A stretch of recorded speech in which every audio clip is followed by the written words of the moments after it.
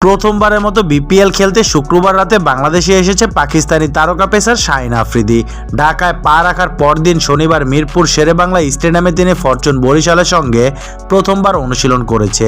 পরে দলের প্রতিনিধি হয়ে গণমাধ্যমের মুখোমুখি হন।